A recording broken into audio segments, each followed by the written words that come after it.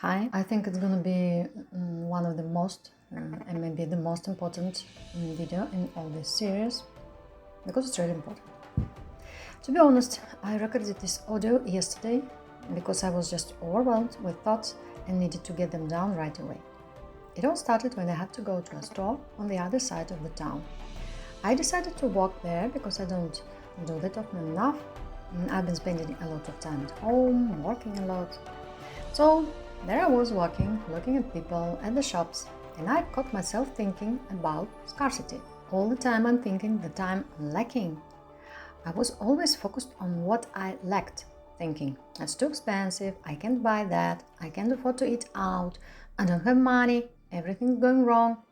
And these thoughts overwhelmed me for the first 10 minutes of my walk. And I realized, no matter what techniques I do, whatever visualizations or meditations I perform at night, if I live in this state of poverty and lack, no technique will help me.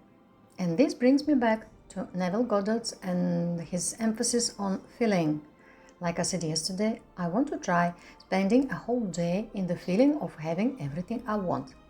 Well, today I started doing it spontaneously because I realized if I keep doing the way I have been, if I keep focusing on not having money and everything being bad, then that's exactly how it will continue to be. Why? Because I believe in the principle that the universe is a mirror that reflects back exactly what we think and feel. But why don't we often notice this? And why isn't it obvious to everybody? It's because this mirror has a delay. Unlike a regular mirror where you see your reflection right away, the reflection in the mirror of reality shows up with a delay. And this delay varies from person to person. For some, it's a few days, for others, it's weeks, months, or even years. That's exactly why we often give up on our goals, because we don't see the results. But we would have seen them if we hadn't given up, because there is always some delay and it varies. I was just listening to a video by Jake Ducey, like I mentioned before, and I really liked how he said that as soon as you place your order with the universe, as soon as you want something, it's already yours. It already exists and your name is already stamped on it. You can believe in this in different ways. For instance, you might think it already exists in some parallel reality. All these different reality branches exist simultaneously, and which one we end up in depends only on our thoughts, feelings. And everything we wish for, everything we desire, it appears the moment we wish for it, or maybe it has always existed. And as he says in his video, I really like this, your name is already on it. It's yours, and nobody can take it away from you.